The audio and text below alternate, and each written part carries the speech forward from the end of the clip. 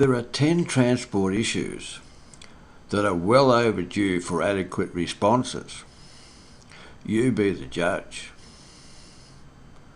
Towards Zero is not a credible plan to cut the 3,000 casualties in Melbourne.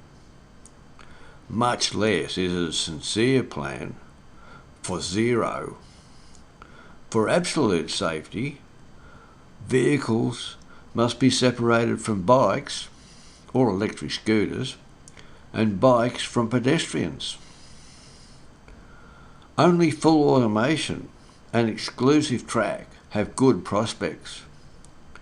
Do you accept the current token response? Public transport designed for crush loading, waiting at stops, and subways with poor surveillance will certainly increase the 250,000 assaults and is a major disregard for personal safety. For perfect security, strangers must be separated and domestic relations monitored. Private vehicles ready and waiting with personal routes without drivers avoid stranger violence. Video monitoring must address domestic violence. Do you accept the current disregard?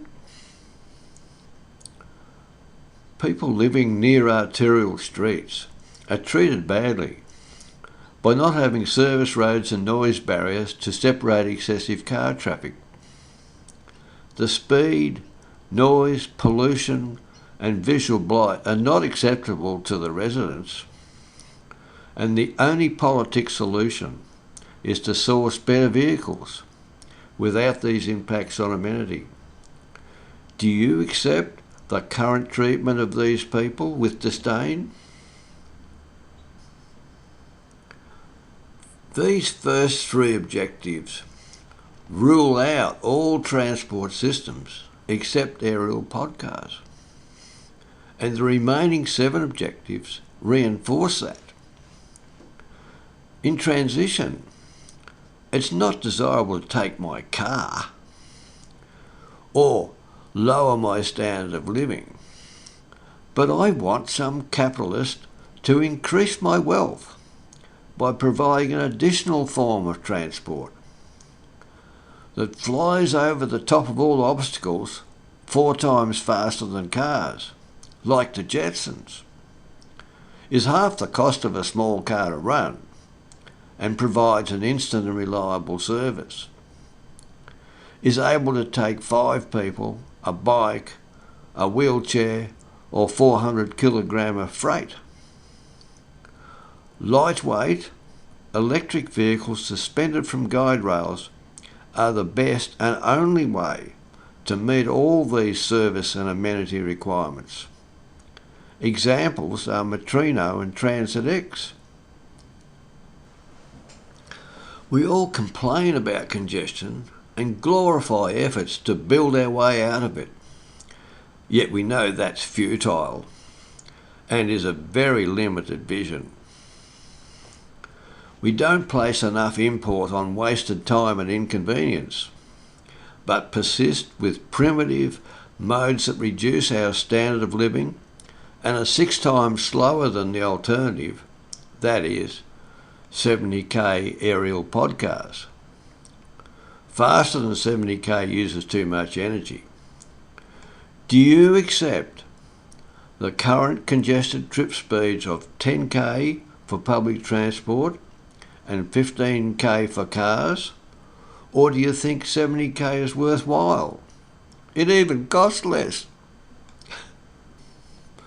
Profits are a sound measure of efficiency, but the government squanders money propping up insolvent public transport in unfair competition with taxis and Uber. Rather, it should demand profits and sponsor extra, higher level services with lower cost and more acceptable impacts, such as are available from aerial podcars. Are you prepared to pay less to get better service? even at the expense of embracing change? We all know that only profitable businesses can grow vigorously, creating more jobs, paying higher wages and delivering better services. A surplus of podcars would be ready and waiting 24/7 across the network, creating better paid local jobs. Are you serious about more jobs and higher wages? Podcar profits would lead to excess capacity, redundant routes, and so reliable trips, because podcars are not affected by traffic incidents. They don't have frugal networks that can't cope with roadwork restrictions. The modern car doesn't break down as frequently as the transport system. Do you think that the transport system should be as reliable as the modern car? The impacts of global warming are often overstated, and responses that impact jobs and raise the cost of services must be shunned. But 300 kilogram aerial podcars with smooth running use 10 times less energy than existing transport, and so would generate 10 times less CO2 without having a negative impact on jobs and the availability of electricity. Do you think that transport should make a serious reduction in CO2 emissions, but without the negative impact on jobs and electricity availability? In rural areas, service coverage and frequency fail any equity test. Regulated cross-subsidy should expand the podcar network to where there are no current services, subject to still achieving a reduction in urban fares. Podcar networks have instant availability 24/7. Podcars can carry bikes and electric scooters, so off-road bike and scooter paths should feed the podcar networks. Do you think that rural transport networks and frequency should be improved by cross-subsidy, subject to urban fares being reduced? Aerial podcars sound too good to be true, but the calculations have been checked. With current policies, will there be no crashes? Will there be fewer assaults? Will there be serene amenity? Will trips get slower and slower? Will taxes reduce? Will jobs be better? Will there be no traffic incidents?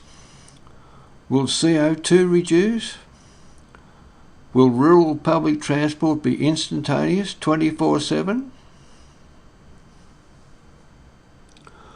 Why not choose a solution to fix all these problems, even if we have to embrace change? If you think any of these transport problems are worth considering, please send this link to your friends. Thank you.